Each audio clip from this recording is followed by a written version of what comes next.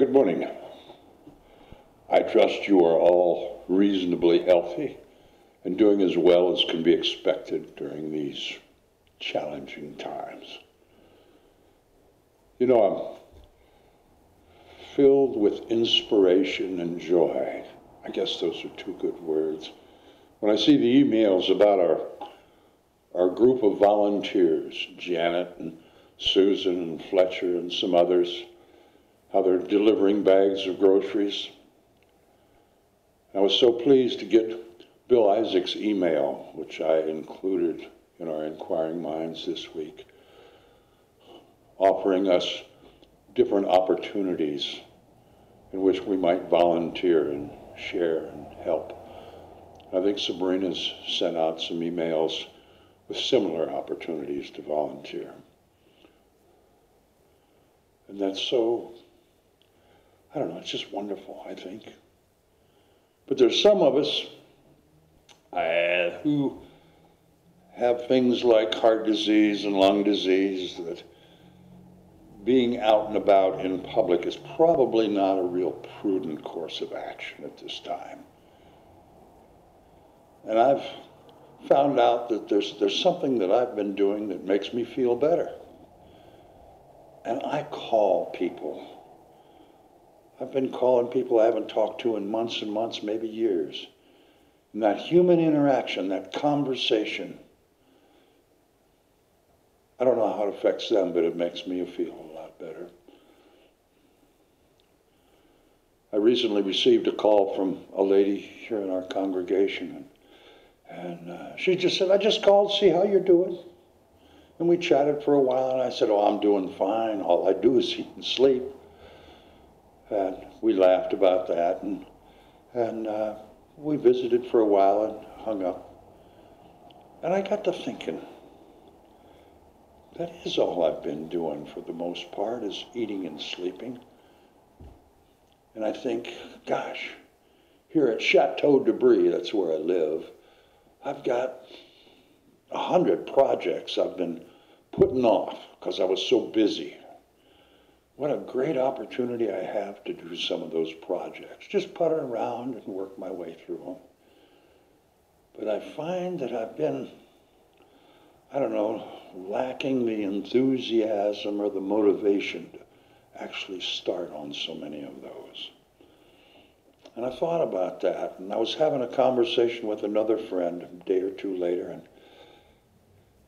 and she said she was feeling the same way. And I said, you know, maybe it's a sadness or a grief that we're feeling, that things are so hard right now for everybody. I think it's hard for some of us who don't have to worry about paying the rent to imagine the struggles and the anxiety that folks are feeling.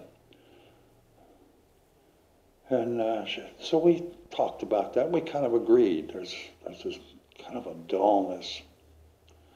And a few hours later, I received an email from her. And it's an email, it was a letter written by a lady named Kate Woods.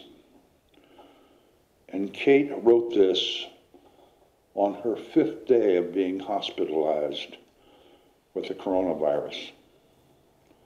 And I'm going to read it. The light's not real great, so bear with me here. This virus is all about the lungs. I can feel the presence like a baby elephant sitting on my chest. Breathing itself seems to be on the to-do list, and the lungs don't seem to be that focused about organically filling. It's an effort. Whole sentences are off the table right now, as the air is needed for more basic things. I communicate with hand raises, nods, and a few words. I can now feel the glue-like substance at the bottom of my lungs. So this is what she's made of. Hello, Miss Corona. She's a sticky, thick, unmoving mass which fills the pockets up in the lungs that should have air in them. Will enough pockets retain enough air or not?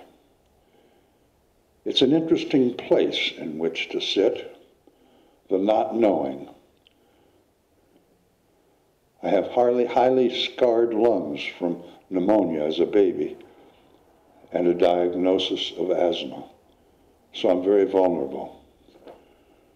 Recording this pandemic somewhere, might as well be here, feels important to me to try and make sense of the landslide that contains our former understanding of life as it slips away, to attempt to document the passage of time as these panic bio-ghost town days descend, and to attempt to capture this, a bird's eye view, while gasping through the glue that this corona feels apt.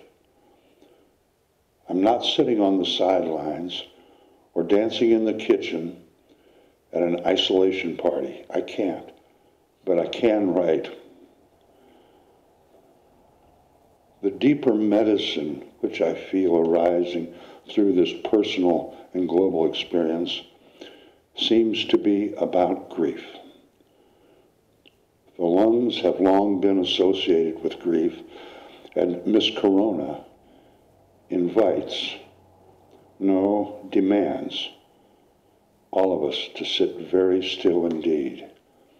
Even walking across the room is like scaling a mountain. And try to breathe through the pollution deep in the lungs is like sitting in a forest fire, trying to grab some oxygen or a traffic jam. Ironically, now and only now, the lungs of the world are beginning to fill as the skies and the roads and the rivers and the seas clear of our rushing about. Sometimes the tables have completely turned. The earth takes a nice deep breath, and we're now flopping about, gasping and flailing like fish on the shore. This is a pivotal moment. It's not a world war where we would still have sides. It's a whole world experience. My prayer and hope on my personal day 5 is that we might come through this with a new respect for the planet and for one another as a global family, bringing about a new balance, that we might begin to work with nature and find collectively as a people ways to harness this bounty without the rape and pillage approach, to give as much as we take, globally, country to country and person to person, to practice real time with our loved ones, to turn inwards toward our elderly, to our children, to our communities, to just slow down. But first, we need to grieve.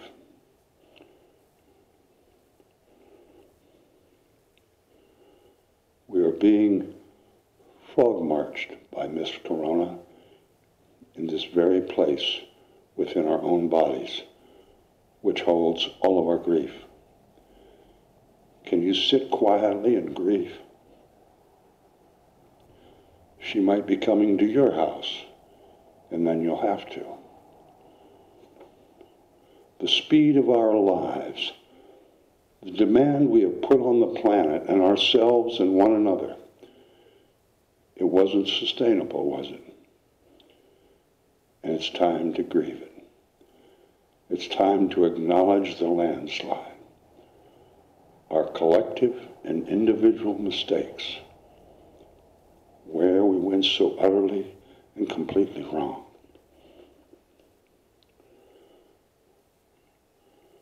Perhaps before the reinventing of your small business, collating materials to relaunch, perhaps even before you rush into rescuing. Slow down, stop. Be bewildered. Feel the fear and the grief.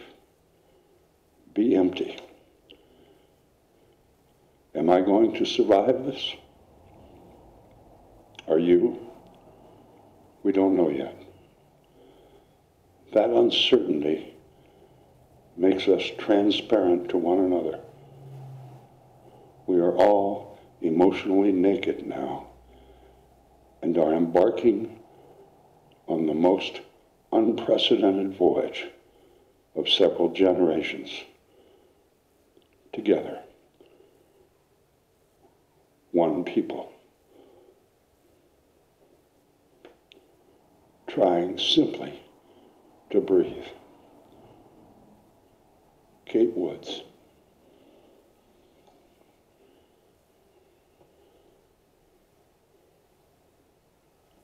I don't know if Kate has survived or will. I'm going to try to find out. I hope she doesn't quit writing. Her insight is so valuable for all of us.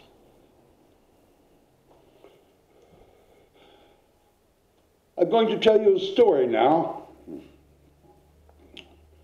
And as all of my stories could be true, this one is absolutely true. Last week I went grocery shopping. And as I went into Safeway, I decided to do something a little different. I have this gift or curse, I don't know what it is, but this is an ability to feel energies from people. So as I walked up and down the rows very slowly, I tried to focus on feeling the energies of people. Not so much watching them, but feeling what they were feeling. I was quite surprised. I don't know how to describe it. It was a marvelous experience. But if I closed my eyes, it was like I could feel that everyone seemed to have within them this little miniature poodle or little yip dog, and the kinds that go yip, yip, yip, yip, yip, yip all the time. But they all had these little yip dogs, but they were muzzled. They were all there trying to yip, but they were all muzzled. As I watched the people and felt them, they were so polite. No one was in a hurry. And as I thought about this, it was like, yeah, that yip dog, that was the anxiety and the fear and the anger and the angst, the frustration. But folks are just overcoming that. They're subduing that. They're transcending that. And they're showing great compassion and empathy and patience and acceptance. I didn't hear a cross word. I didn't hear a rude word. I didn't hear anybody being in a hurry. No, go ahead, that's fine. Everybody smiled, tried to make light conversation. Such a difference from Black Friday, the day after Thanksgiving. And I find that this is what I see and hear virtually everywhere. And I find that very uplifting. Folks, I was in Vietnam. I was a loadmaster on C-130s. And I carried troops and supplies. I airdropped paratroopers and jeeps and cannons and all kinds of things. I carried body bags.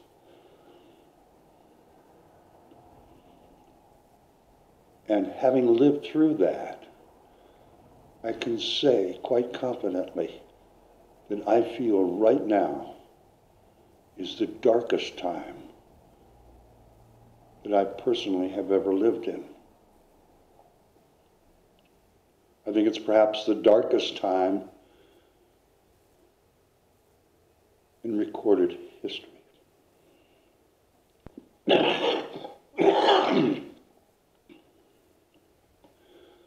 But in spite of it being the darkest time that I can ever remember being in, there's something quite different. I have never seen the light of hope shine brighter than it is right now.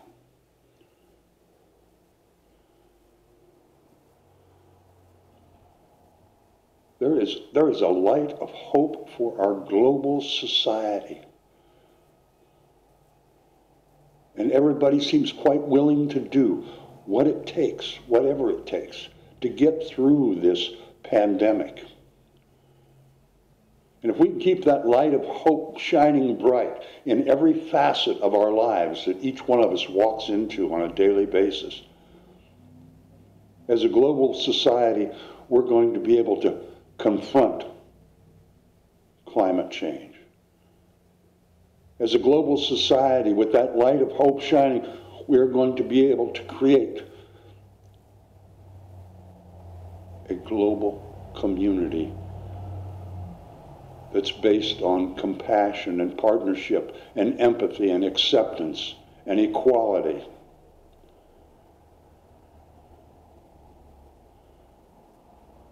If you can see or feel that light of hope, my friends, I believe that it is your responsibility, it's my responsibility to ensure that that light shines in every little dark spot that we come into contact with.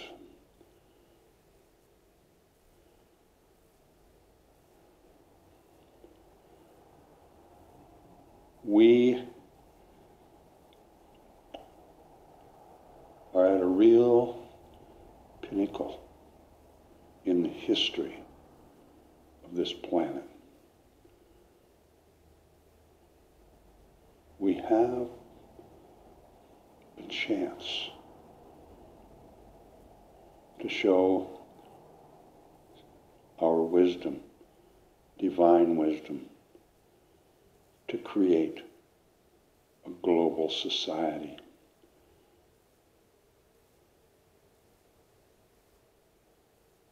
Where we care about each other, where we care about pollution, where we live in harmony with one another, we live in harmony with our environment, with our planet.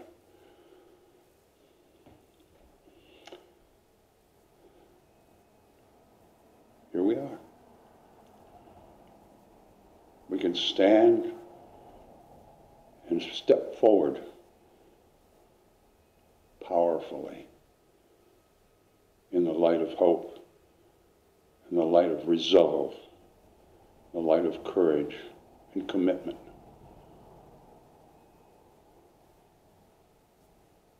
Or we can sit at home on the couch. The opportunity that lays before us is going to require a whole lot more than sitting around a campfire barefooted in our tie-dye t-shirts, passing around a joint and singing Kumbaya. It's going to require, collectively, the greatest amount of work and commitment that humanity has ever known.